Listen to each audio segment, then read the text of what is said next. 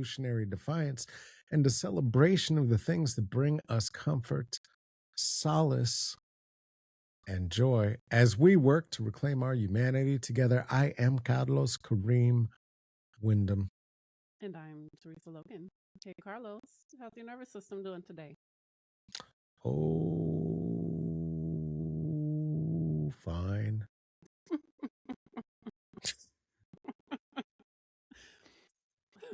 That's a very qualified Huh? certain answer. What? Our what?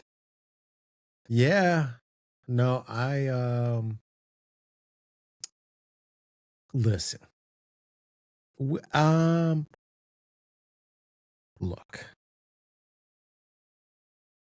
Am I blessed? Yes. Am I grateful? Absolutely. Absolutely. Do for those on the video pod, do I look like $1,000,000? You bet. You bet. You bet. You bet.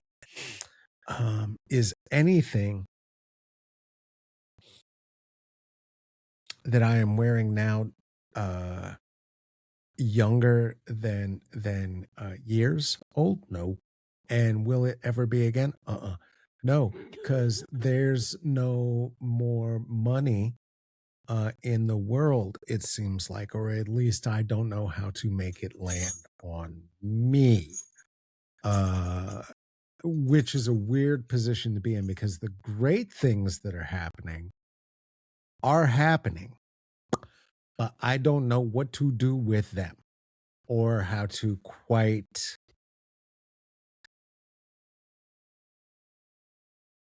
land the land the plane. I'm not quite Sully yet, and I got to figure out opportunities without money, how to land it, because I can't, like this morning I saw people putting up posters in Colorado, not in in Boulder, for a different thing that I'm supposed to be at in short order. And my face is all over them. And I am going to have to manifest a way to teleport to Boulder and perform those shows. How is your nervous system?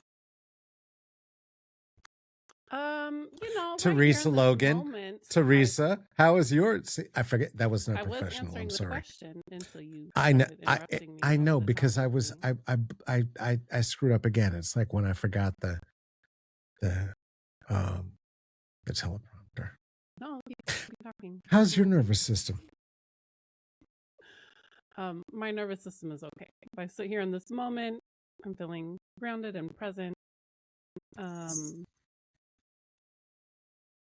But if I reflect on my choices of how to invest my time over the past week, I can see some signs that I may be kind of navigating the edge between like okay and kind of shut down, despair and overwhelm.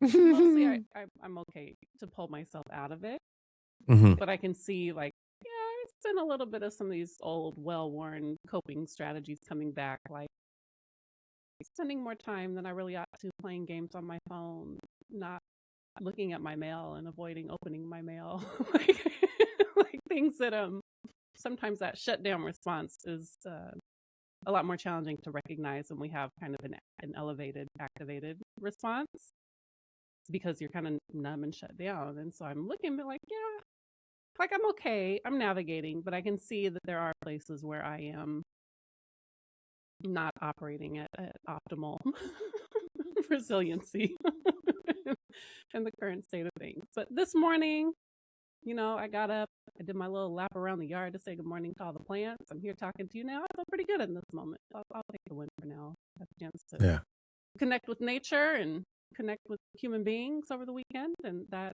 always makes such a big difference. I told you about my bees. Did you see the bees? I did. What in the God's name? We'll leave a you should leave a picture of that in the I will. I'll put in the all the places. But I can goodness put a video gracious. up on the app. I promise you, Monday, I was walking around the yard. I was like, there's so many flowers and things out here. We could probably use some bees. Like, I should learn how to be a beekeeper someday.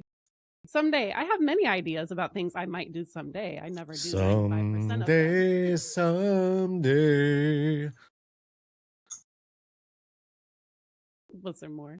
Oh, Oh no, I was with I didn't know. you That just was it. stimming. Okay. Just a reference. Something I should learn how to be a beekeeper someday. Not in a realistic way, just like in a thought. Someday that might be nice to do. That afternoon or evening, around 6 o'clock in the evening, my daughter and a couple of friends come home. And I was like, Mom, why are there bees on the porch? I was like, what are you talking about? And a giant swarm of bees had landed on the kind of porch support beams under the roof of the porch. And it was like a lot of bees. I don't know how to estimate the number of bees, but it was, I don't know, at least a square foot of what I could see of just solid bees.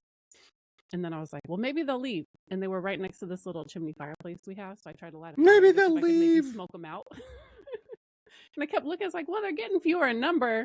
Maybe they're leaving and going somewhere else. I was like, no, they're clearly climbing inside some hole they found. This is their new home. Because bees swarm when their hive gets too big. The queen takes half the hive and they go off and they find a new hive. And then the old hive makes a new queen.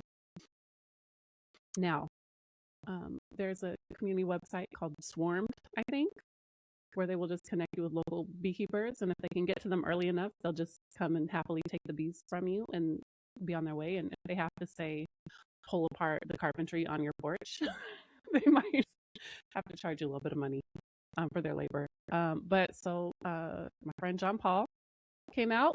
We didn't know each other before, but now, we're good friends.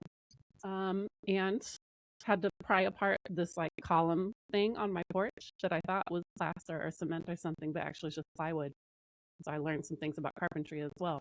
And inside was about a cubic foot and a half of just solid bee mass. In less than 5 days, in like 4.5 days, these bees had built 7 layers of honeycomb, like about 6 inches by 8 inches or so. Yeah, the picture was really great. In 4 The picture days. was beautiful. Yeah. A cubic foot and a half of just solid bee mass. And apparently beekeepers have bee vacuums. So they just came and vacuumed up the bees, took out the honeycomb, put it on a little tray so the bees could keep their work. It was very thoughtful to not like destroy all the work they'd done. Put them in a little box and just, to empty probably like a 3-gallon bucket like 7 or 8 times. Of bees. Empty bees. it to where? Empty it to where? Where do you empty a gallon of bees? He put the did you get to get one of those cool boxes like that they slide them in and out of? Yeah, that's what he brought. That's his. He took them with him. So he did you get to keep one? Oh, he took your bees. He took your bees. That's why they're not my bees. That's why he came to get the bees. There is a daycare next door to my house. I am not prepared to take care of bees. Again, someday he said, call him. When I'm ready to be a beekeeper, I will give him a call. Someday. Because we're friends now. I know his whole blow us all away. As a beekeeper. Perhaps also a person on the spectrum who just, wants to tell every detail of their life to every person they meet while removing bee swarms. Anyway. So let me ask you this though. I have another question. More than 100,000 bees. Over now, 100,000 bees. This is relevant with the 100,000 bees. The 20 pounds. Okay, so that's not enough bees. I'm going to say it's more than that. You said you had to call swarm. Now, when this happened, was it a villain made of bees that formed a human man that Spider-Man was prepared to fight? I did get to wear because that is swarm. But the bees did not bother anyone. They were I was surprised how chill they were. They just kind of like flew around and then they were happy to go into the bee box with their honeycomb. Once the honeycomb moved, they moved too. I didn't get to see the queen. She must have got vacuumed up. We never quite found her, but I don't know. I learned a lot about bees. They're very fascinating. Good architects. Lots of strategy and solidarity involved in the bee world because they just be about their business. They're like, we know what we got to do and we do it. We can achieve incredible things in a very short amount of time when we're all working towards a common purpose and we know what we need to do. Did you find that inspiring or defeating? Like was it like, oh I mean, man, you can't tell by me talking about it. what am I Like at doing? first I was Can't like, I? "Oh no, another thing I have to take care of. Who do I have to call? Where am I going to come up with money to take care of these bees?" You know, if it wasn't for the babies next door, I probably would have just left them there, and then I would have had a support beam full of honey attracting ants and rats and things. Ooh. So it probably wouldn't have been good for anyone, including the bees, to leave them there. But once I did not intend to spend my whole Saturday working on bees either, but I spent most of the day out there with my beekeeper friend learning about bees. I asked a lot of questions. I learned things. I'm very inspired. I really want a beehive someday now. And they were super chill. They haven't tried to sting anybody. They were So not while he hostile was or aggressive at vacuuming them all. up, what were you doing? You said you were working on bees. What were you doing? You're not a bee person. I was hanging out watching, asking questions. Sometimes Oh, I okay. helped figure out how to hold the vacuum or I'd hand them a hammer. I was assisting in a small way. I was just curious when you said that. I was like, what? What I like was did they invested in did the process. I was not yes, super no, hands on. I for had my sure. beekeeper For hat on. sure. I helped with things here and there. Mostly I watched and recorded videos. All right. Also, so we're gonna need But that made me so to happy. Look, see see, even just that, talking about the bees, and this was a thing that seemed like an inconvenience at the time and like a right. hassle and whatever. But it was a gift. It was really a gift to learn about them. And there's so many lessons to learn, like from the natural world, and to just be outside connecting with the world and how it all Get it. works. Be Yeah. outside, buzz. Yeah, and all these things about how they contribute with other plants and things and other ones that contribute to them. There's just so many lessons to be learned from the natural world. And it is really the healthy coping skill that's keeping me most grounded and inspired and like managing the challenging days right now is just being able to go outside, especially like today it's sunny again, and just bask in the glories of life. Even though I'm a little tiny square in the middle of the city and there's still so much life out there. Also, there was a trash fire at the boarded up apartment complex across the street that I called 911 for on my way to pick up my children on Sunday. It was after the week. There's a Trash giant. fire like trash days in Jamaica, or trash fire like something I bad don't know happened. what's happening with this apartment complex at the end of the block. Half of the units, at least, are boarded up. There might be people living in a couple. There may have been people squatting in one or two at some Oh, it's point. probably just trash day I then. don't know if someone got evicted. No, it wasn't trash day. No, Either a dumpster theirs. got Not no. no, no. Okay. Either a dumpster got knocked over or they were cleaning out things left behind by someone who left or got evicted or something because it was just like a giant, probably like 10 or 12 feet by like 5 or 6 feet pile of Ooh. trash and garbage that's just been out there where a dumpster should be. Maybe the garbage Ooh. company took the dumpster away. I mean, it's just been sitting there. It's been raining, so you wouldn't think it would catch on fire, but there was like a campfire, big campfire sized fire, not a bonfire, campfire sized fire burning in the dead center of this pile of garbage after it had been raining for several days. I was like, that's not good. Driving by to go pick up my kids, so I called 911. By the time I got back, the fire trucks had come and gone, and it definitely had grown into a bigger fire before the fire truck got there. But they put it out. They didn't clean up the garbage, so it's just still there. So I don't know if someone like set it on fire on purpose. I would think so. I don't know how that. This was like a wet battery exploded or something. Who knows? Anyway, that was the excitement of my weekend. Pretty exciting. Pretty good. Where are you Pretty good. finding inspiration and gifts from the universe Mm. in unexpected Mm. unexpected places right now? Mm. Mm-hmm. I'm I don't know why I'm looking around my office as though it's in here. You have many beautiful plants around you. That one's not Have hitting you in the head anymore. Is it still alive? plants. Oh, very much. No, it's got feet and feet and feet of vine. It will be down, hitting me in the head in short order. It grows like a teenager.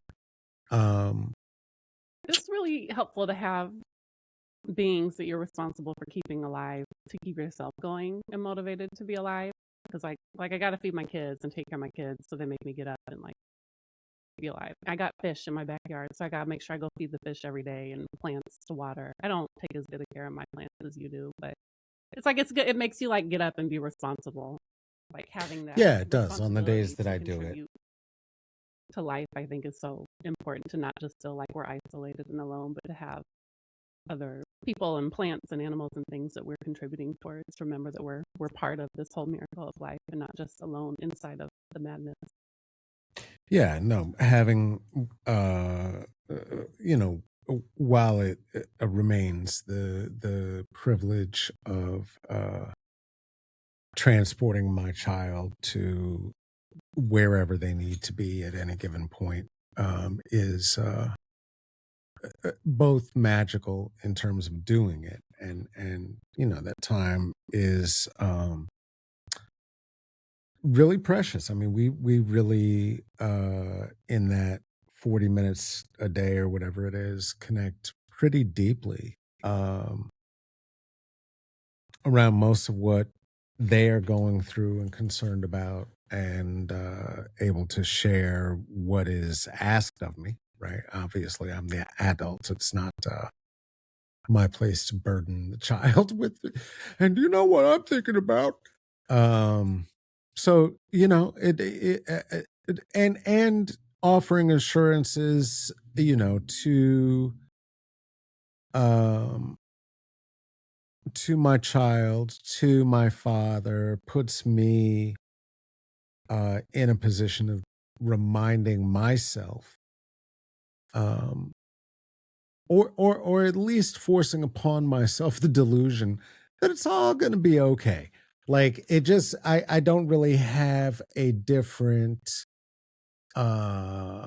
choice at this point than to just think that, and if it's not okay then that's okay, and that, you know, which is very much the sort of thinking that begins to happen when we as humans find ourselves in these times and in these kinds of positions where the state, where the oligarchs are just swallowing up all of the resources, um, because they have realized that they have the ability to do so without the requirement to actually care for other human beings. And we've seen how that usually ends for people who do that to their state. And it's starting to look more and more and more and more and more and more like we are getting to that point. Um, and that also brings me a little bit of joy watching this bag of goo and hate and hamburger fat from McDonald's and jizz say things, and as he's saying them, knowing that he knows that he is not long for this world, as he keeps telling people what he wants done in the event of his death, and they somehow still let him take his naps in front of Dr. Oz and company. It's a strange. The, the sentence I said sounded really weird. If you don't know the reality, is what I just said, and it's not something I'm making up. But it sounds like something that should be in a Peter Sellers movie. It doesn't sound like something that should be what we're living. Who's Peter Sellers? Oh no.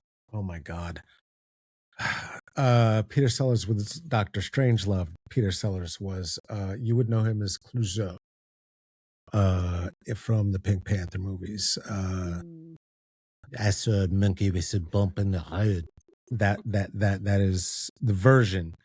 He was a British man who had horrible rage issues, and was a genius during the time, that if somebody were a creative genius, you would just try to sane wash their personal behaviors. Not like now, not like, they would not do that now. They would not put out a movie now to sane wash the life of a genius and make all of their legal troubles look bad and try to attack the victims at all. And then their brother would get accused of rape and would just not show up and would have to settle out of court. What?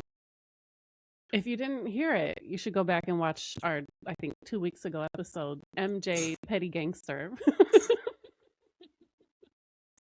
That family is gangster, boy. They are like, y'all don't. I mean, people do not. It's like, and I'll say this: people think, and it's easy to think, and then we can, because there's no point to anything, and I'm just saying words, so we can get back to the question. So much about celebrities and their lives. It's not so much about the celebrities and their lives. It is more about the mythologies that are created for the maintenance and the purpose of maintenance of the state, and how the state, even because most of them are artists, first of all, right? Like, that is really what I care about far more than the celebrity, which gets back to, like, look, if you're going to tell somebody's story, like, tell their whole story, like sane washing what it is to live in this world, and to have metaphorically spoken with the devil at the crossroads and gone, all right, let's do it. You know what I mean? Like, there's going to be a cost and there's going to be a life, and what there is in that life is as rich as whatever the art that whoever that is creates, right? That's just what the cost is.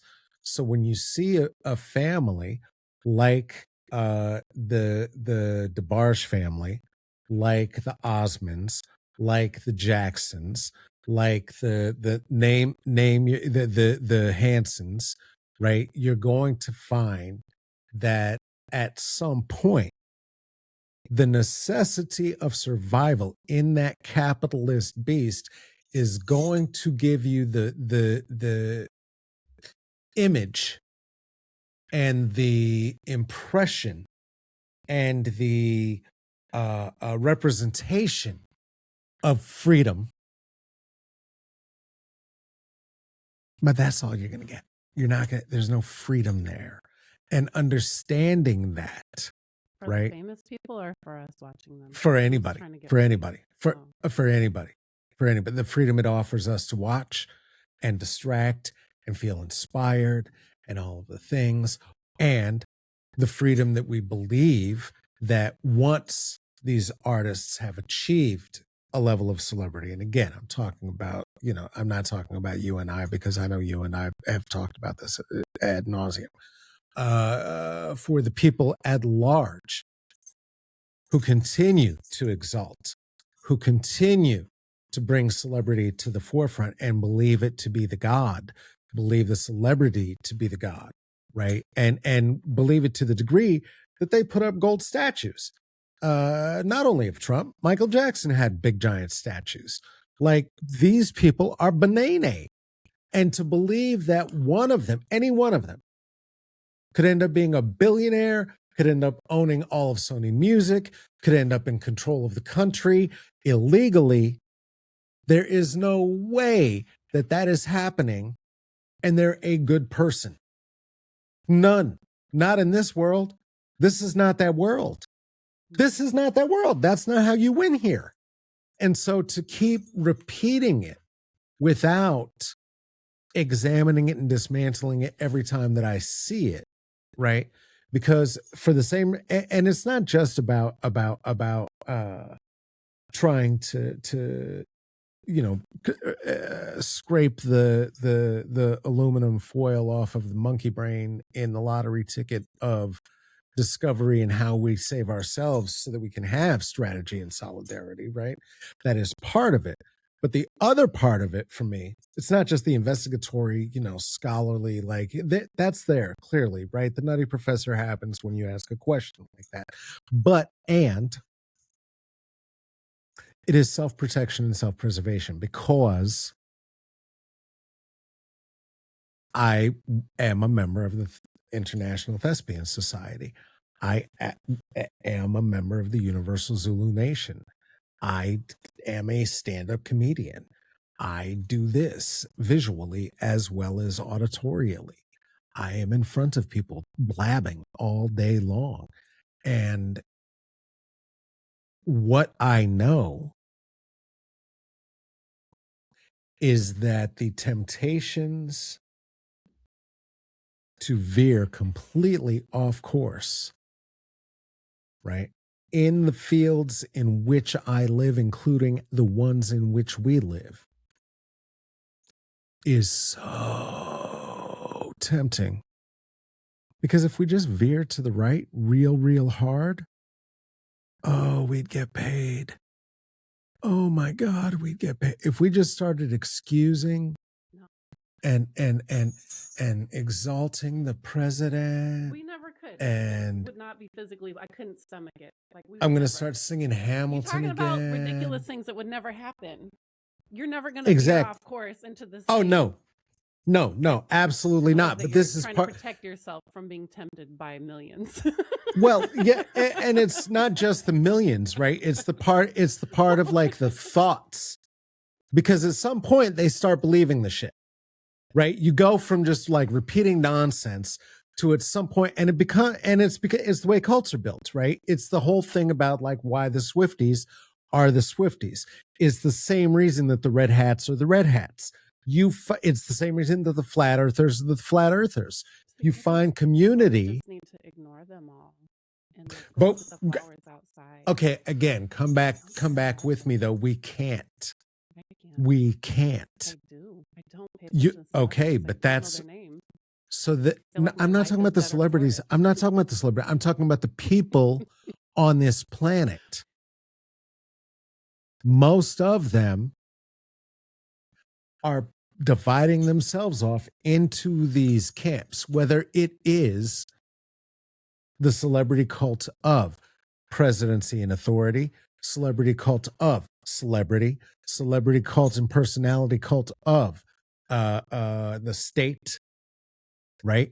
Of oh no, I can't ask and question the teacher, I can't ask and question the field, and then that keeps flipping, right? To like, I'm too dumb to be in politics. Not you, but I have heard people say that to me, to my face.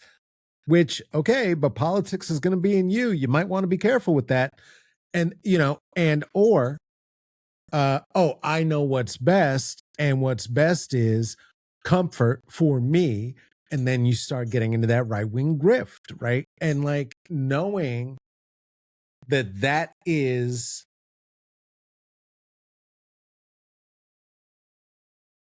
what is the stage. That is the setting and the field and the minefield in which we just live doesn't have anything, no, I'm not setting it up.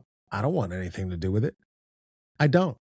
At the same time, once we're in a world where Drake is putting on Michael Jackson's glove to try to sell his shitty album, you know what I mean? It's like, wait, what's happening right now? And then as a former rapper, she tried to put Drake on in the car yesterday. I was like, this is a Drake free zone. She's like, but he's got new albums out. I was like, they all sound the same. Every song sounds the same. They're so terrible. This is a Drake free zone. They are so terrible. In your own car, you could play Drake in your car. She's like, I don't have a car. Like, well, there you go. Well, there you go. Car, if you're really determined to invest in this nonsense, there you go. And you should also let it be known that she needs to sage your car after she drives, because I'm sure that she's playing the Dracobs, and like and then to think about the idea, right, in the same way that Ronald Reagan went ahead and co-opted the image of Michael Jackson, and Nancy Reagan co-opted the image of Michael Jackson, invited him to the White House at the height of his celebrity, had him out in the Rose Garden. Remember the Rose Garden when there was one before it was flattened out and made into a concrete mall that makes fun of presidents that Trump doesn't like? What a great thing. And so Drake put on that glove. So then Michael Trump, Jackson and Reagan. What happened with Michael Jackson and Reagan? the same thing that happened with Rose Garden. No, what?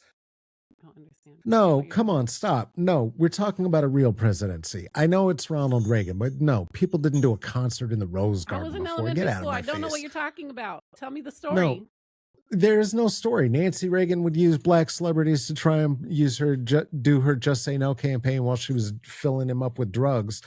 And she was actually the president. And in the meantime, Michael Jackson was all full of drugs because he already burned off all his hair in the Pepsi commercial. And now he had all the power in the world. And this is when it started to get really, really weird. Talking about don't do drugs. Yeah, absolutely. The same. To drugs. Yes. Elvis did the same thing with Nixon before. And he had a gun on him as well. Yep. Talking about don't do drugs. And he became an official sheriff while he was coked up, sweating, with sunglasses on, and he just kind of walked in and broke into the White House because he was allowed to, because he's Elvis. So that's how that happened, which is what also Kanye did. Hey, what a good time. Wow, things changed so much. They changed so much. Anyway, Drake put on Michael Jackson's glove. Drake put on Michael Jackson's glove. That is the cover of the first of his 3 records. Trump's official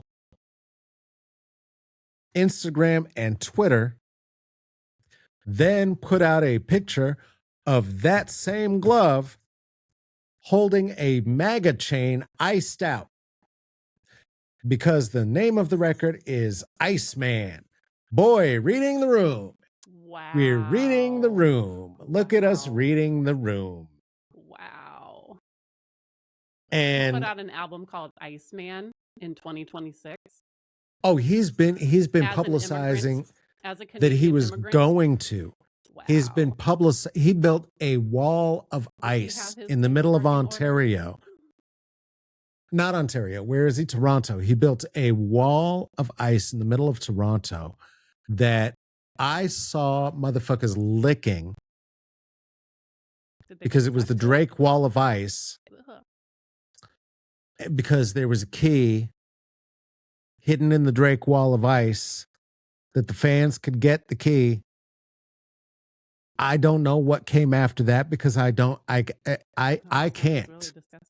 I can't invest deeply in what's actually happening in the fandoms. It's too much for me because I know they're wackadoos.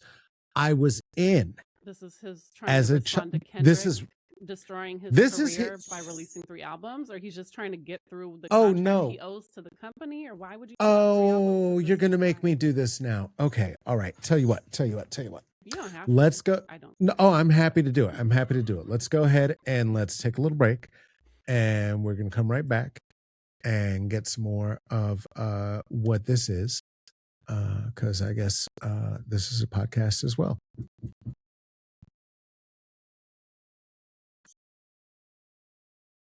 We'll do some more commercials for you too. Okay, to get paid off our commercials. So do one for us so we can get paid too, and then we'll I'll tell you more about Drake. Okay. Hey everybody, this is Theresa, and I want to let you know what we got coming up in Strategy and Solidarity.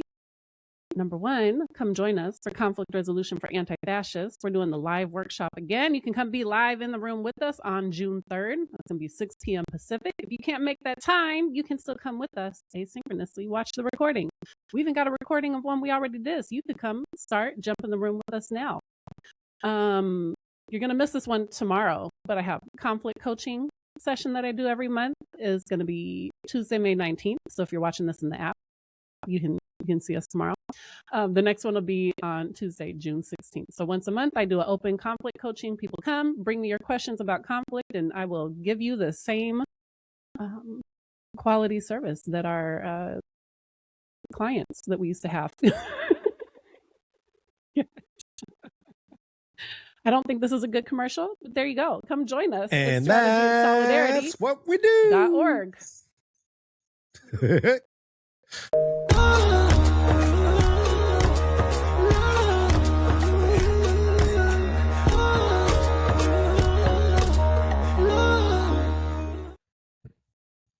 Tell me I'm not dreaming.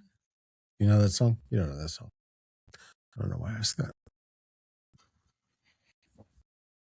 I realized, like, not only the time of that song, but also the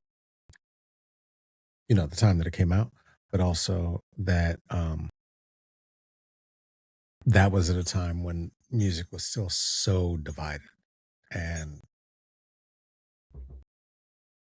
You didn't really tell me what if song you were it was, alive, but it's called "Tell Me I'm Not Dreaming." That's the song. oh, this sounds familiar. Yeah, it was one of Jermaine Jackson's only hits that didn't have Whitney Houston on it. When he was familiar.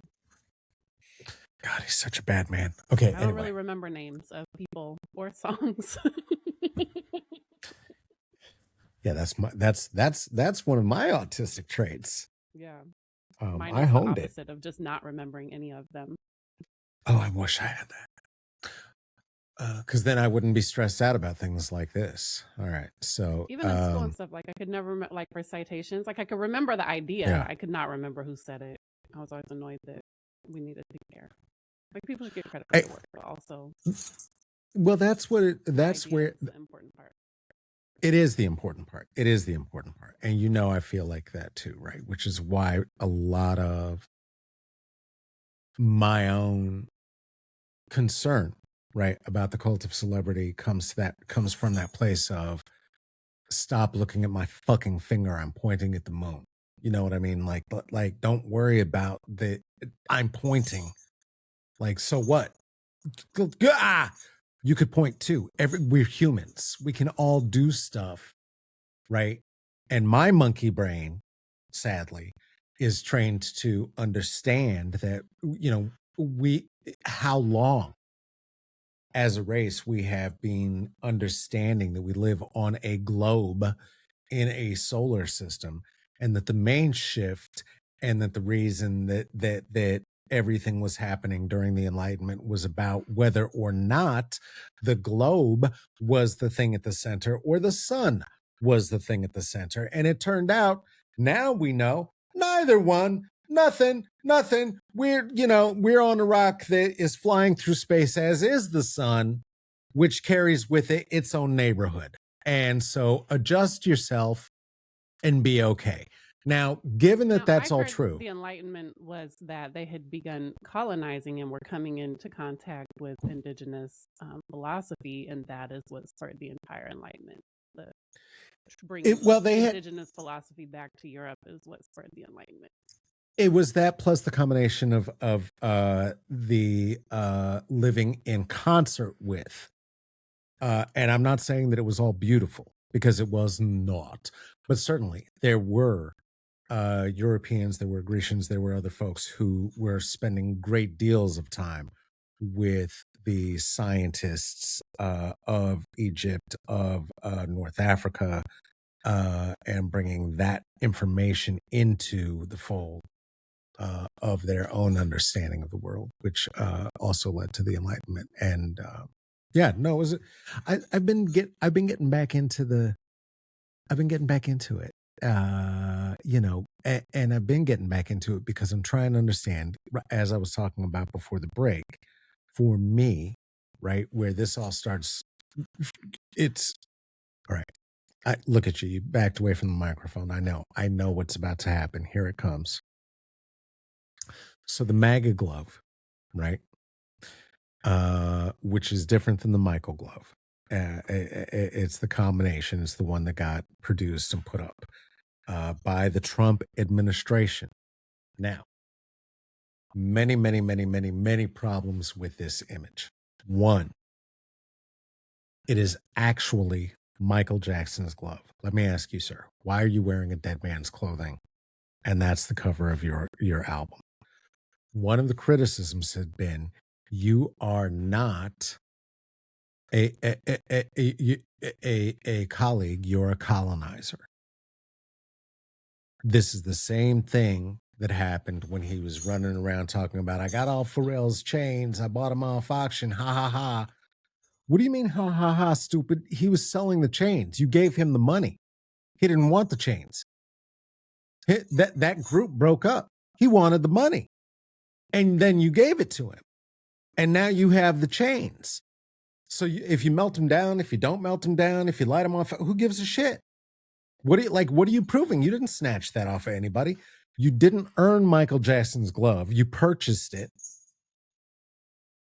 Now you're showing your hand in the glove, and Donald Trump is showing that glove with a MAGA chain for your Iceman campaign, which, by the way, if you wanted to send a cease and desist and make him stop doing that, not only could you, would you? And we know that because, motherfucker, you're suing all of hip hop for the fact that you got dissed in a battle that you goddamn started. What is wrong with you, my guy? What the hell is wrong with you? If you didn't want to be associated, I'm going to say childhood celebrity. If you did not want to be associated, you dork. You cheesy, goofy dork. You appropriated, made for white suburban kids, bullshit ass dork. My personal opinion on his music, having nothing to do with anybody who actually likes his music. You know, some of his songs are pretty good. I want to be very clear.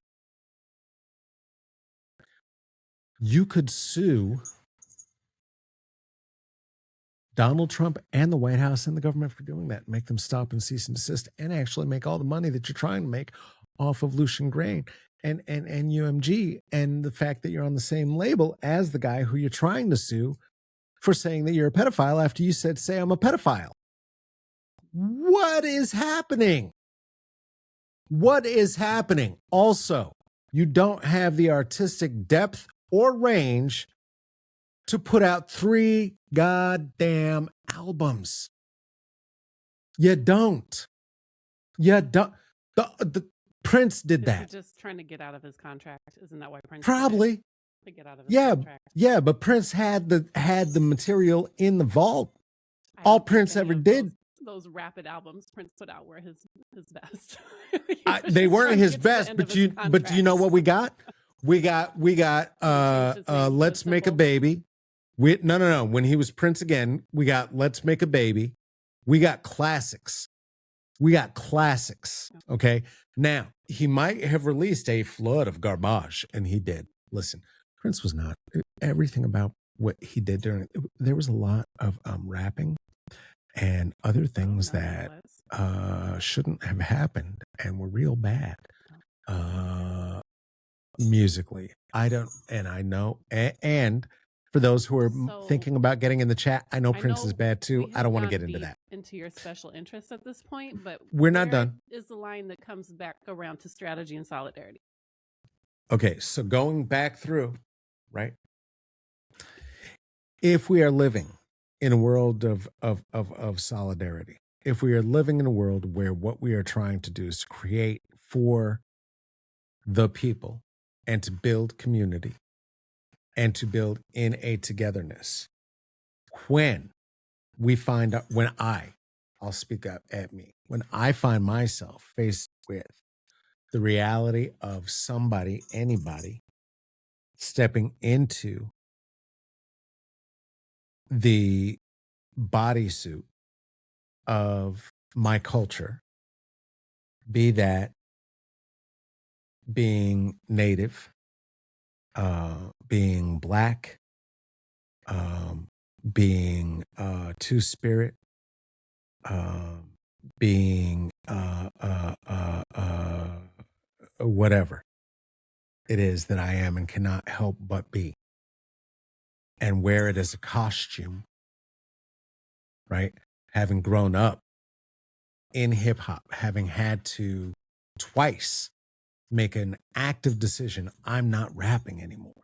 because it is getting so ridiculous what is happening that even if I produce what feels right to me, it does not feel right to me to keep doing this as a craft, because y'all keep pooping all over it and doing ookie, and I don't love it when you're doing that, because there is the possibility, again, in the limited scope of the arts in the United States, not because it's the arts, but because it's the United States. And if you're in the United States and there's going to be an awareness of your art at a national level, it is because you work with white people, you work through the system. At some degree, you have to, otherwise it's not going to happen, right? That is the contradiction of actual success in this world. That's just what it is. So when we see somebody like Kendrick Lamar actually say, you know what? I will put it all on the line. Fuck this. I'm standing up for something. Yep, with all my contradictions, right? And I'm done, because I told you we could have a nice little back and forth. We could have a nice little poetry contest, something everybody loves, and we could all have everybody cheer for their favorite poet. But then you wanted to start talking about my family and telling lies and saying weird shit. And I said right before you did that in the rap, don't do that, because if you do, I'm going to talk about you. And that's how you set a boundary. And then he did. And then he even said, and I dare you to call me a pedophile. And then is suing for it. We live in a world where people are still willing to accept the illusion of Jacob Aubrey Grahams because of the desperation to not be, not like that, not like them, not like us. When the boundary has been set, clearly defined, and people were like, yeah, yep, that's the side. And we saw how many people, because of the monkey brain, just run over to that side, whether or not they really believe it. And we're seeing the level of pettiness, because I told you I did actually listen to all of the tracks on 2 of the albums. I can't get to the 3rd one yet. I need a break. I need a break. Why would you subject yourself to that? Again, I am deeply invested in hip hop. I am deeply invested in popular Does Drake really culture. count as hip hop? Not really, but the situation does. And I wanted to see. And let me say this: the first song, really good. It's really, really, really, really good. It's really good. It does turn out that it was written and produced by this white kid from Florida who went on TikTok and said, "Hey, Drake, you got me fucked up. Why'd you steal my song? I played exclusive music for you, and then you told me that you were going to get back to me and you was going to get a verse to me. And then the next thing I heard from you was my song as your first song, which again, the only good song on the album. But you were doing it instead of me. Fuck you." And the kid just had to say it on TikTok, because guess what? He don't got no, he can't sue. He don't got that kind of money. He's some kid. You know what I mean? So to Maybe Kendrick see, will foot the bill for him. might. I hope so. I'm not interested to hear a white kid from Florida, but you know, after what happened with I can't remember his name now. He was the last famous white kid, and then he said, "I'm blacker than black" or whatever. I don't know what his name is anymore. Jack Harlow. Jack Harlow. No, Macklemore was supplanted by Jack Harlow. Jack Harlow went out with Drake. Drake. There was the greasy one in between. Yeah, there was the greasy one in between. That was E-Jeezy. Who looked like the Fonz. Yes, that one. Yes, yeah. so that was. Yeah, that was E-Jeezy. Then there was the one who had the broccoli haircut. That's the one who I was just talking about, whose name I just forgot again. Jack And Harlow? Jack Harlow, that's it. Thank you. And Jack Harlow said he is black. He got blacker because he put out a soul album because he was trying to pull a who's the one with the tattoos on his face in the Ozempic? He's a country music star now. That is God damn it. You white boys. Oh yeah, not Jelly Roll. Not Jelly Roll. Jelly Roll was in the culture, but I don't know. Anyway, quit inviting these assholes to the picnic. That's what I'm saying. There is no picnic. It's closed. You're out. What is his name? Tattoo Face. He's the one who made all the children tattoo their faces. Post Malone. Post Malone. You know, it's all so much worse than Elvis. The thing about Elvis was that he came up in Tennessee. He came up around the culture, around the people, and then was taken on tour. The same thing was true of Johnny Cash. They grew up in it. These motherfucking imitators, anyway, bless their hearts. Drake was trying to put that kid on, not Post Malone, Jack Harlow. He told this other white kid in Florida he was going to put him on, then stole his song, and that song is now the opening song on the Drake album, and the only good song that I heard in, okay, I've listened to 2 albums, it's 50 songs, so what is that, like 20 Drake songs I listened to? Oh my God, it hurts. The colonization in a consumer culture, the consumer culture, not because it is the culture that we have tried to build, it's a consumer culture because if we do not have consumption happening in this culture, you die. That they built it, it's you know, we can move toward through solidarity other things, but it's not going to happen all at once. People have to buy books for authors to have living. People have to go to the concert for your favorite, for Post Malone to keep having a career, right? Selling records is not a thing anymore. So it doesn't really matter if there's a record out. You actually need the event. Michael Jackson needs to have his estate putting out this sanitized movie, because if you don't, you're not going to keep making record sales, and people sell records after they die. That's how the money keeps going, right? Elvis is alive. How long did I have to hear that as a child? You know, that's how you keep it going. That Michael Jackson then married Elvis's daughter. Can we talk about how weird this all is? But that's how you keep this going, right? There's a way that the machine works, and there's a way that it doesn't, right?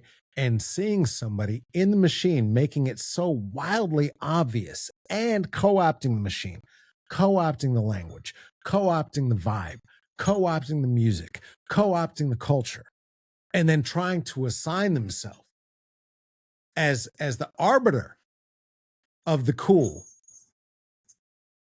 and calling yourself the Iceman, and then saying that people don't want to see me on top because I'm Jewish.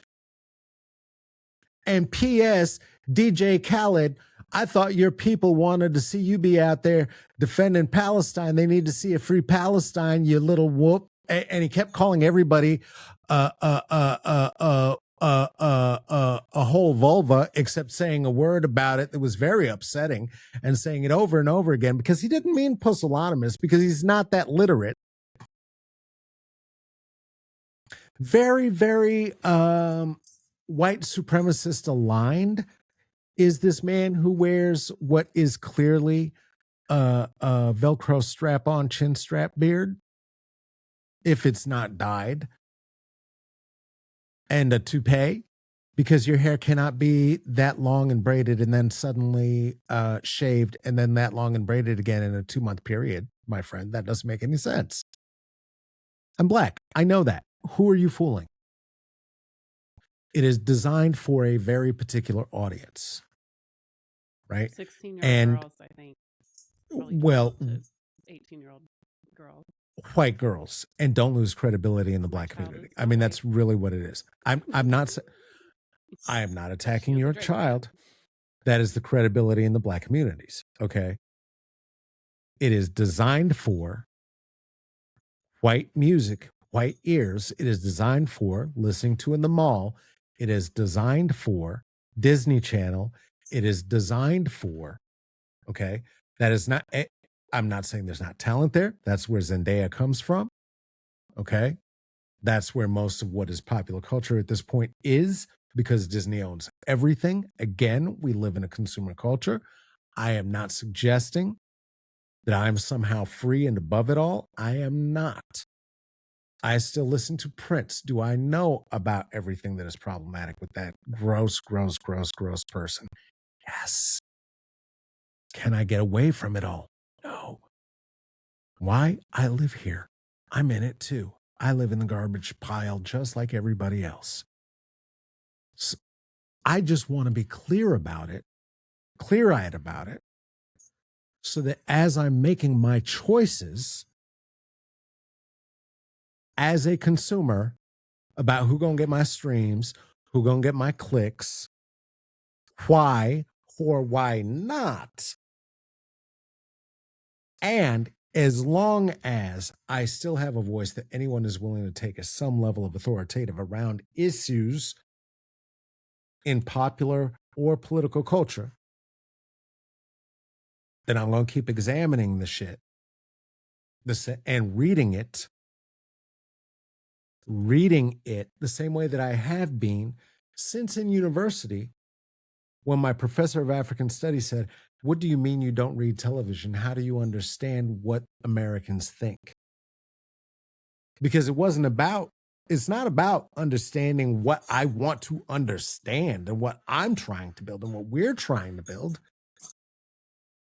How can I, and I didn't have a good answer, so I started reading the culture, but how can I truly claim to be the Jane Goodall of white people if I don't study the languages? Like, that's crazy talk. I gotta know what the hell is going on. Not just on my block, certainly on my block, certainly in my community, certainly in my neighborhood, certainly in my fields of interest. But if I don't understand the greater culture that I'm up against, now I'm back at the place of like what our clients were saying about, like, well, why do we got to talk about white people at all? I don't want to. Okay. What are you talking about? Well, why do we got to talk about capitalism? What Are you calling Drake a white person? No. Oh, okay. But why do we got to talk about pop culture? What? That's I mean, what. We don't have to. It is a choice. There's value in that choice, but we absolutely don't have to. But that's what I'm talking about. There's a value in terms of entire conversation. There's a value in Not terms talking about of it. the range, right, of what people are able to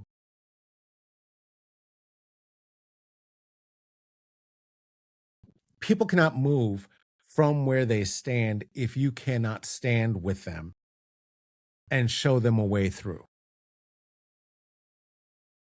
If I can't listen to the record, right, to then have a conversation with somebody to say, listen, this is what I love about that first song. I love the vulnerability. I love hearing him talk about his father's cancer. I love hearing him talk about how he's trying to deal with this. I love hearing him come to terms with the fact that he got his ass whooped in that battle. I love, I mean, this is like, okay, this appreciation for Drake. I never thought I would hear that from you.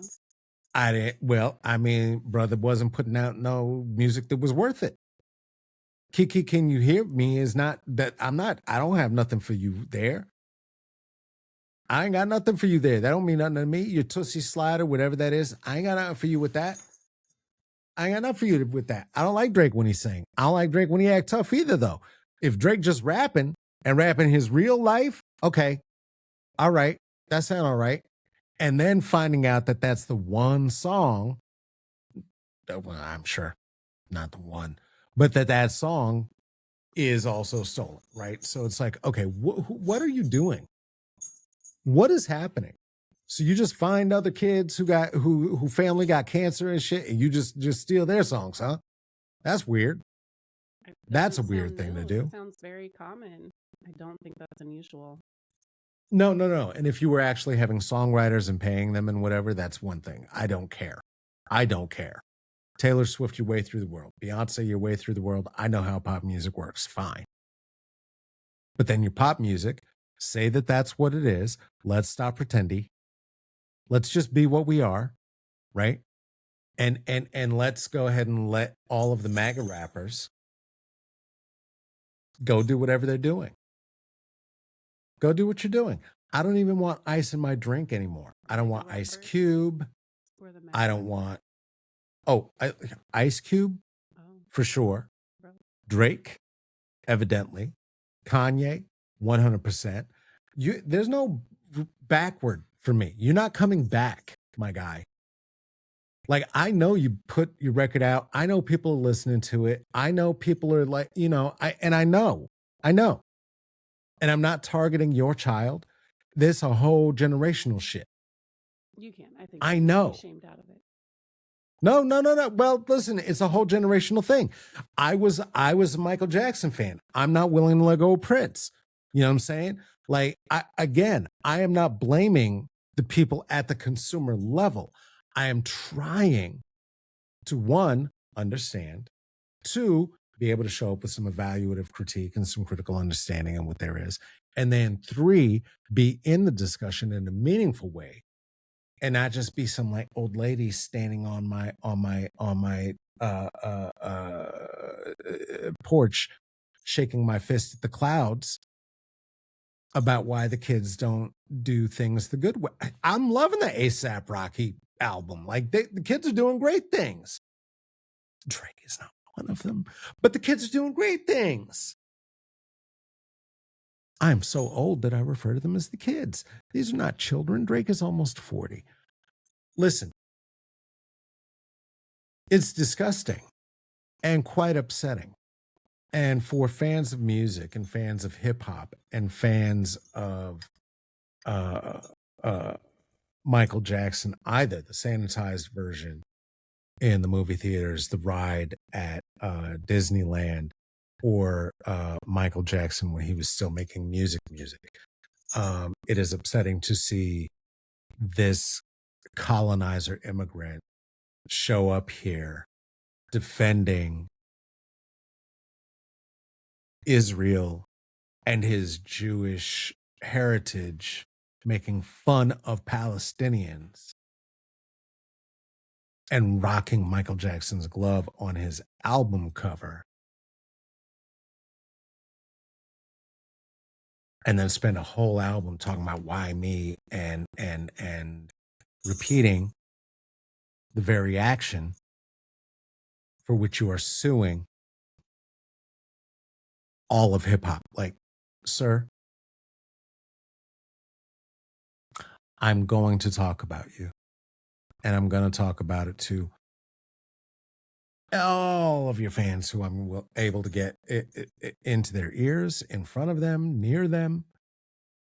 If they're live in an audience with me, they're going to hear about it. Are you gonna come back? Are you gonna make a comeback as a rapper so you can do a diss track against Drake? Dahlia and I may actually be making music as part of what we're doing right now. Interesting. I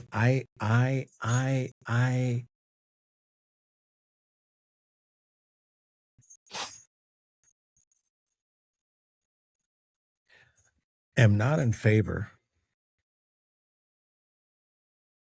of Black artists who run the conservative grift.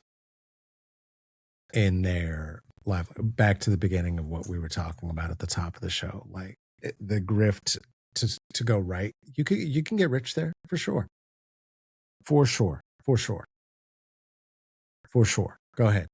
He's gonna have music all over all over the. He's gonna have hits. It's gonna be great. It's damaging. It's damaging the world in the same way that Trump is damaging the world. In the same way that Steven Seagal is damaging the world.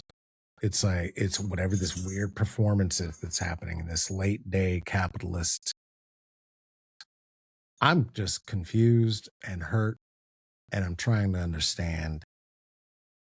The same way I was trying to understand the Odyssey. Like, what are you people? We're like, what are we doing? What are we doing? What are you talking about? What is happening? Why is this what's happening? My question. Exactly. You read my mind.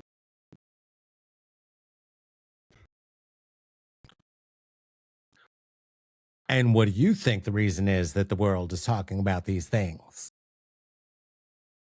The Odyssey? I don't think anyone else is talking about the Odyssey but you. Oh, you're so off base. People are talking about the Odyssey. Like, I just can't tell you. I appreciate your special interest and how it helps you orient to the world and like how you want to move through it, how you want to support others, the amount of like thoughtfulness and empathy that you bring to it. And I stand with you in solidarity around all of that. And I don't care about these people. It's like an hour of my life I will never get back. I don't care about Drake. I don't care about the Odyssey movie. Maybe I'll watch it someday. I just don't care. They don't impact my life. I want to talk about the things that like impact my life and my neighbors' lives and like real people who are doing real things and not be invested in that mythology of which you speak by giving it so much of my time and energy and attention. Psychologically, how do you connect with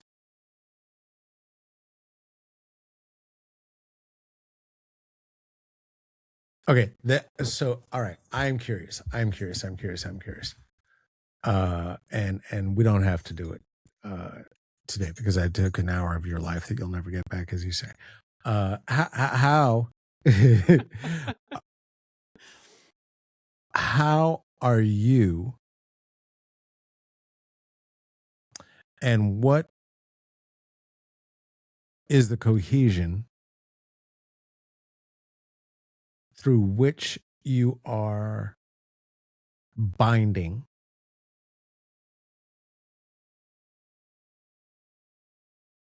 or what is the binding agent rather through which you are finding cohesion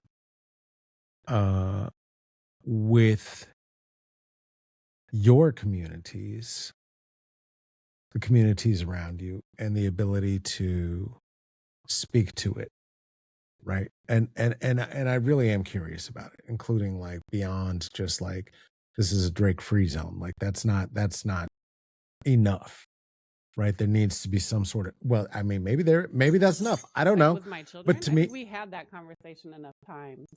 With your children, with the world, like knowing that this is what's going on, like how do you well, I don't care. Like, I don't care. What I do care about is how people are navigating conflict with like the people in their daily life. What I do care about is like what are the coping strategies that are helping us make it through these challenging times. How are we actually showing up for each other? I care about like the people I met at the birthday party last night. I care about my kids and their friends and how they're doing. Like I'm a sociologist, like I can read the things that are happening and ask my child, like, my child was watching some anime series and the only primary female character was like gagged for the entire show because she was a zombie of some sort. She was going to eat people. I was like, how come the only girl in was the it Wonder entire Woman? show? No, I think it was a Japanese anime. She's like, well, no, it's because she's a zombie. I was like, yeah, but what kind of message is that sending? Who created this show? That his fantasy was to have a woman who was gagged for the entire show and had to be led around and couldn't speak for herself. Right. And my child's doing what I did when my mother, who was studying sociology when I was in elementary school, would come home and deconstruct my cartoons for me. And I'd be like, Mom, gosh, it's a cartoon, right? But you plant those seeds so that then you can start to read that analysis for yourself. Now, if you go too hard on that, then the child feels like they have to resist that, which is what my oldest child has done. Being raised by me, being around a lot of social justice folks. I got 2 Scorpio children. My middle child, hardcore social justice advocate. You know, the ones like, I don't have any friends because I'm too woke for all my friends or something, right? Very hardcore, no compromise around, no, we will never go to Starbucks or McDonald's again. No, they support Israel. They're dead to me. You know, like my middle child has no qualms. My oldest child has taken the more, her form of rebellion is not caring, right? She's like, I don't know. Has qualms. I don't care. I don't know. It's whatever. I'm going to listen to Drake. Because she wants to prove that she can do whatever she wants to do. Not be swayed by people around her trying to convince her she's wrong. And so she'll just dig her heels in more. Yeah. So I don't know. See, that's one of those places where I could go to I could say to them, right? Right, exactly like Chud the Builder. And how's that turning out? Now, you don't know what I'm saying. I have no idea what you're talking about. And you shouldn't. And I don't love that those words came out of my mouth. But I know what I'm saying, and I know that they know what I'm saying, and I know that that's enough for them to then have to go and think about that shit in a way that will help them to deconstruct. The deeper question that I am willing to invest in, because I'm not willing to invest any time in finding out who Chud the Builder really is. I know enough to know what I know and to make it relate, and that it does relate and it relates deeply, because other essayists have enough information to like get into that. That's not where I'm going with it, right? But what I do know is that for the people whose culture and cultural context is their phone, right? Not a YouTube essay, not a podcast, not a workshop, not the things that we do, right? But for a quick hit and in real life, again, right? Your children, my children, the ones I'm very vested in. I can ask that question about something to which they can relate at that level of, I don't care, I can do whatever I want, which is what Chud the Builder bit his whole fucking career on, and is now going to be spending 80 years in prison. So, yeah, you can. The world got consequences in it, right? All right. I mean, that's why people don't like him, but go ahead.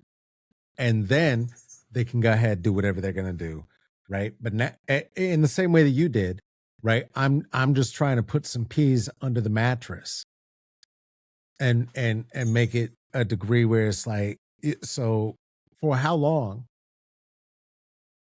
is talent enough for you to just like wipe through and whitewash and sane wash all the rest of this bullshit to enjoy your new jams? Which is the question that I face all the time, because I listen to so much music and it's my favorite thing. But the more I learn about artists, it's not. I mean, they're all people. People are messy. People with lots of money get to be much messier than your average person. Like, they just have more opportunity and resources to make it happen.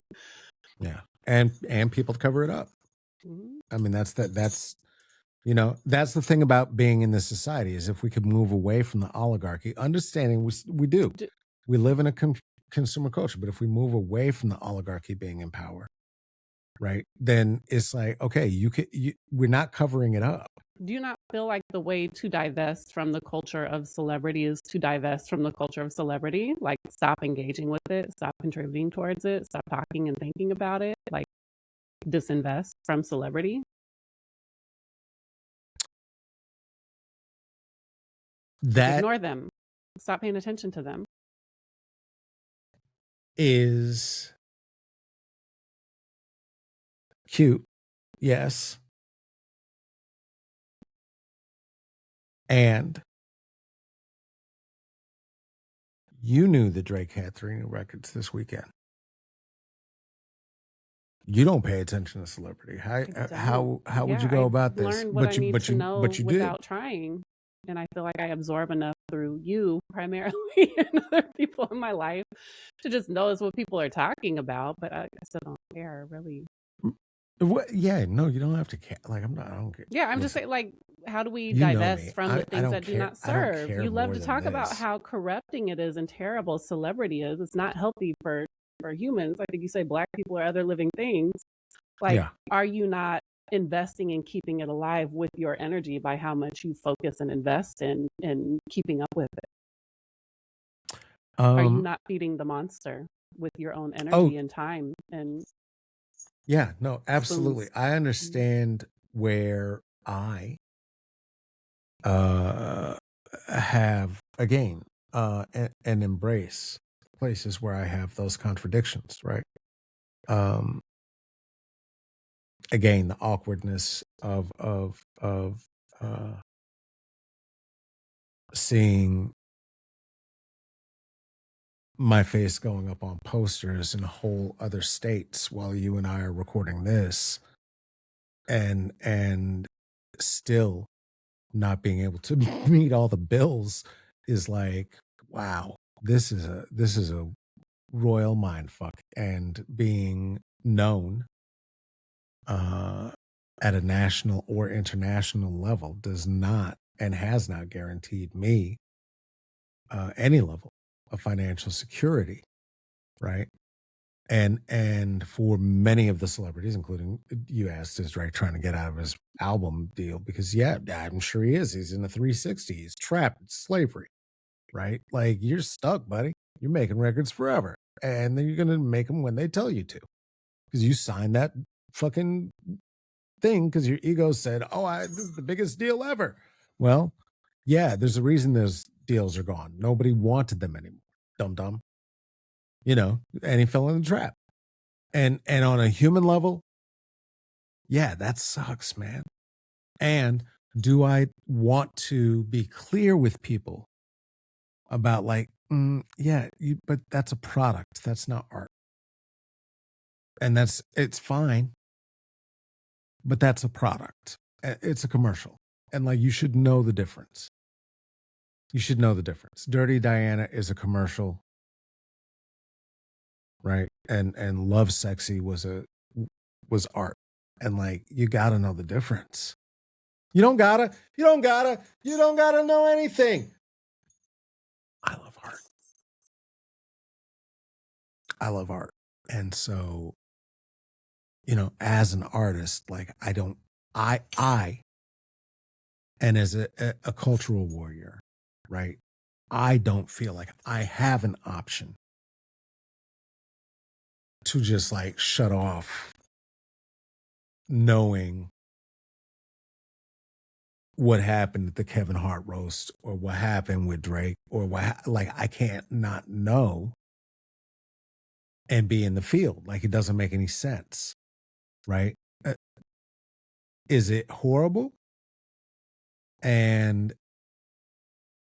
do I end up carrying it with me where I go outside of that, including these conversations? Yeah. Yeah. Do I wish the larger culture would stop it? Oh, yeah. Yeah. Well, We don't anywhere need you've any more decided you don't biopics. have an option, you're making a choice. At least to be honest with yourself about why you're making that choice. You do have an option. There's always an Yeah. option. Oh, yeah. Why? Yeah. Yeah. Those places where we feel like we don't have an option is somewhere we're making a very conscious, specific choice. We're holding ourselves hostage to some beliefs that may or may not be Yeah. true, but it's worth at least evaluating. Yeah. And that again, the monkey brain, like I have one too, I right? choose Like to, so I can stay in the conversation with my community, with the public. That's a very active choice. It makes sense, right? We don't all have to yeah. take the same route. I think we just need to be thoughtful about where we're investing and how and why. Yeah.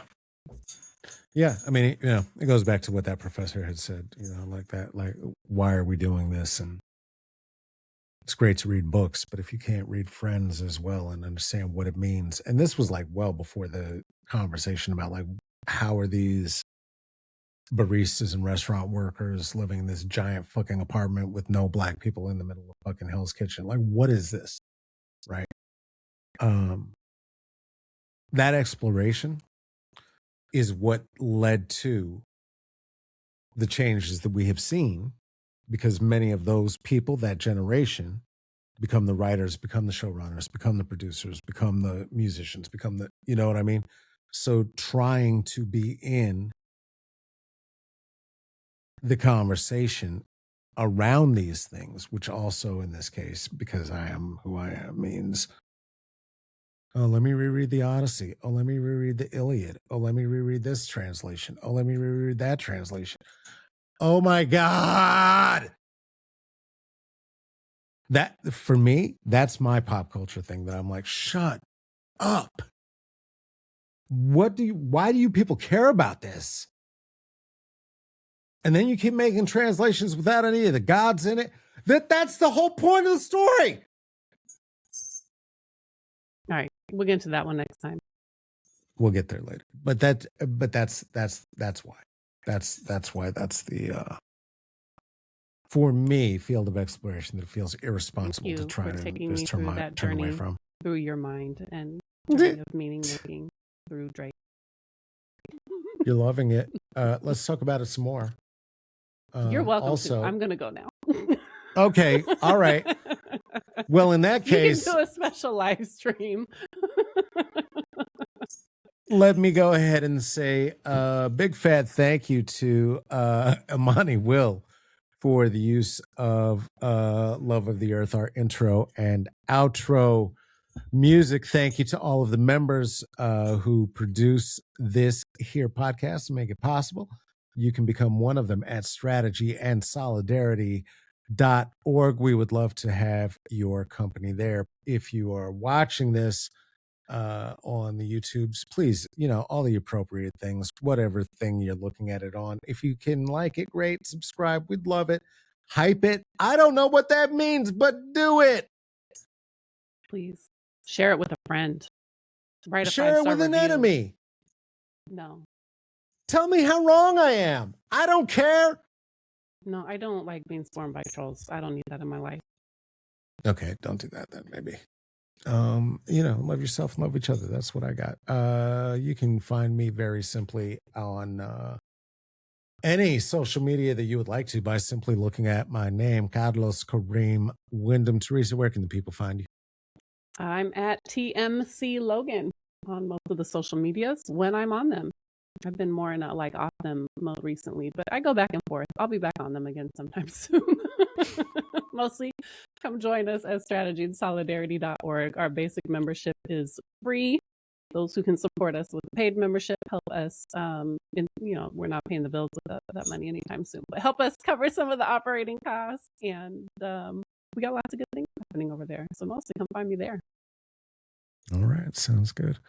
Thank you all for checking this out. We'll see what the algorithm thinks about this one. Take good care of yourselves out there.